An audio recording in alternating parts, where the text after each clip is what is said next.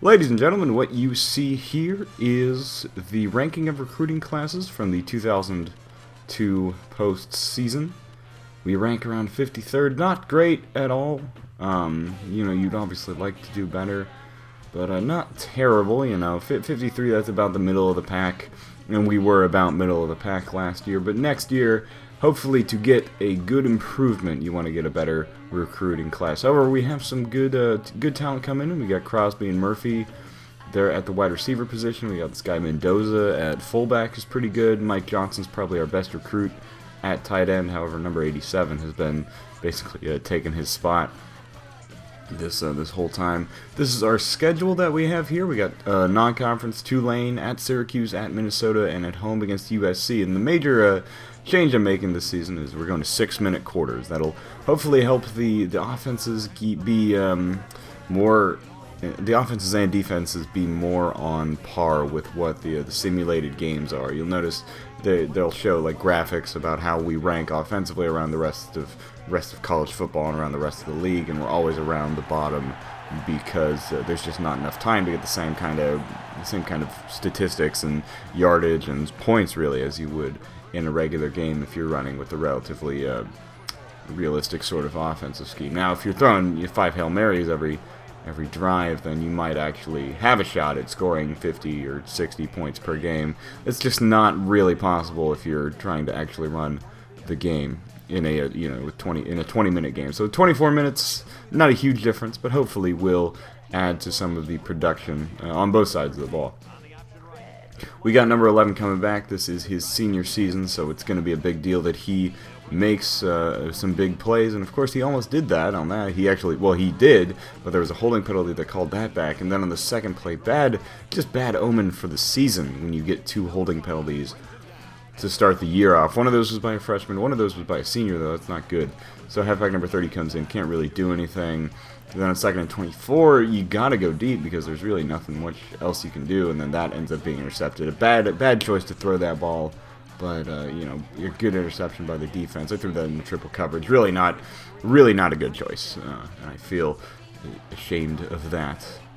They have a new quarterback at Tulane, a different guy than last year, a freshman named Small. And he's got a decent arm, but he doesn't have the best accuracy, as you see there. Decision-making still not great. And here on 3rd and 10, this is just a bizarre play. You'll see I almost get the sack on him. I just run a little bit behind. And then that's technically thrown backwards, so that's a fumble. And the Jayhawks fall on it on 3rd and 10. That's probably the best way that play could have gone. So we have a shorter field than we would have if we had stopped him there and just gotten a sack. They would have had to punt, and we probably would have had about 80 yards to go. Crosby making a good first catch of his college career there to get us the first down. Then on 1st and 10, we go to the option. This is I probably shouldn't have pitched it here because that could have very easily been fumbled, but it did, and you know what? It got us about 3 more yards. So hey, whatever works. We go to halfback number 11 from about 2 yards out, and he gets into the end zone for the touchdown, for the first touchdown of the season for KU. At home in front of a big full crowd. Those back bleachers there in front of the scoreboard, those were never actually there during this era. We never put those out. They were there in the early 90s. They had those bleachers, but that was back. They only brought those out for big games. Those were explicitly for games where they couldn't fill the stands, or where they had too many people coming and interested for them to fill the stands. Of course, now there's our luxury suite seats right now, but they're so old and just kind of faded that I would never really want to sit there. It's called the Touchdown Club, and you got to pay a lot of money. Speaking of touchdowns, Tulane just scored one. Mendoza getting his first handoff as the starting fullback rather, and he gets that first down. Then on the second play from scrimmage, he's going to get up to the 30, which is good. And we are tied at the end of the first quarter. So KU now going down to the hill end. That one was overthrown bad. I mean, not a terrible decision. He could have got to that if it had just been thrown a little more accurately. Here I choose to run, and I do get the first down. So you make yards wherever you can make yards. Mendoza drops that, and then it's scooped up by number 13. So hey, we get not terrible, not dissimilar from that play yesterday where we fumbled in the end zone and Tech almost scored, and then our running back picked up the ball because they were just fighting over who got the touchdown, basically. He ran it out of the end zone. Unfortunately, he threw an interception on the next play, so that's, yeah, that sucks. That was a really difficult game yesterday. I will talk about that right now, actually. Not that much happens for the rest of this quarter. KU and Texas Tech, a game that we... Well, actually, hold on, I'll interrupt myself here.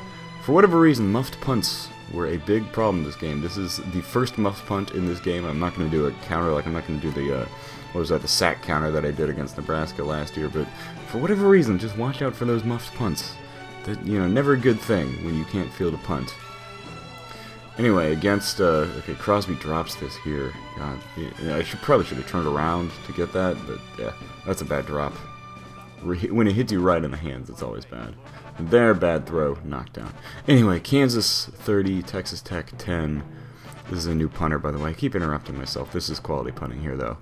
Nice. Nice. I'm sorry, Texas Tech 30, Kansas 20. You know, a 10-point loss. A lot of people were thinking it would be a 30-point spread of the two teams. I think a lot of people thought there would be a Tech blowout. But they came back, and it almost looked like it was about 20-0 at half. But we came back, we had a good second half, and almost came back and got the victory. We had a good game from our freshman starting quarterback, a guy named Ryan Willis. He's been just excellent. Especially in this game primarily, he was pretty good against Baylor as well, and that's a touchdown there, by the way. It wasn't a good, Texas Tech does not have a good defense, and he was able to really exploit that. But he had some accurate passes. He's got some good receivers too. He had problems with drops, but the ability of those receivers is really high. And I think once we are in a position, like in about 2 or 3 years, because the thing about all those receivers is that they are talented, but that talent needs to be developed. But they are all very young. They're freshmen and sophomores primarily. Here is where the bad punt fielding came to a head, when that hit my running back in the knees, and they got to fall on it. However, what could they do with the short field and the very short amount of time? Really nothing. They go on 4th and 2 for a long field goal, which is short. Really, the biggest issue in that the KU game yesterday was the kicking game.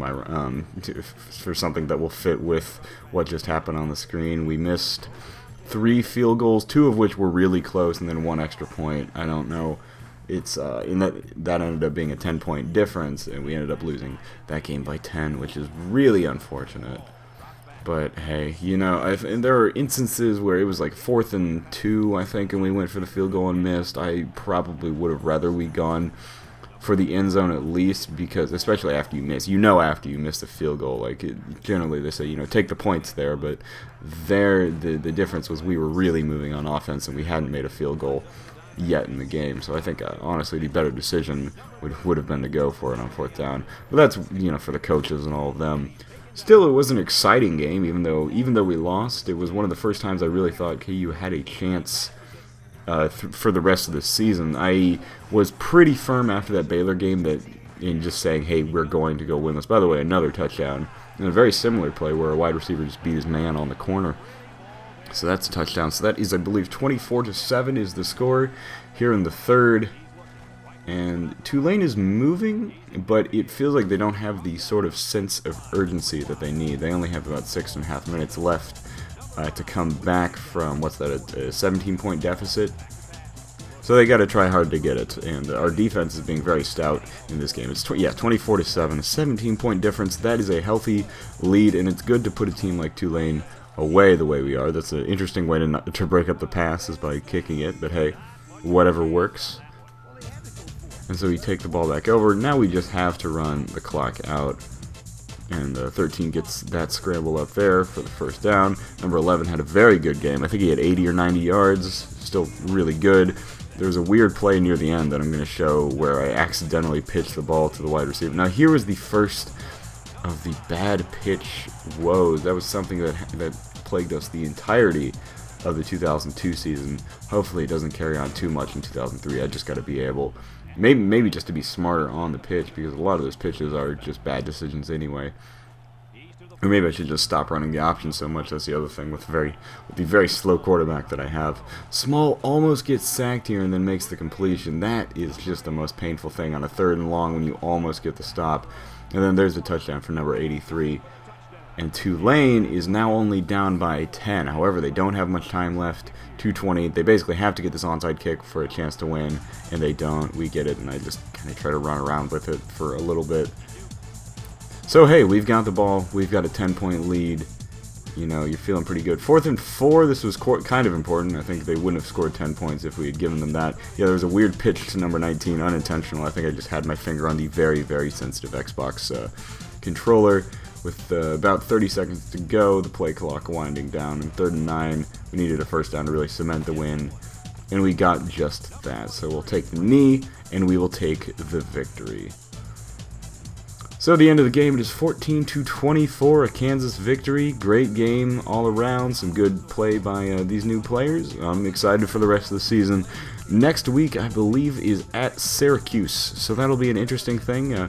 Continuing my weird dome tour that I've wanted to do, but I'm running out of dome stadiums. There were 2 last season, and the last 2 are this season. So we'll see what I do next year. Fun game, and we will just go off with it there. I will see you guys next week. Have a good rest of the day.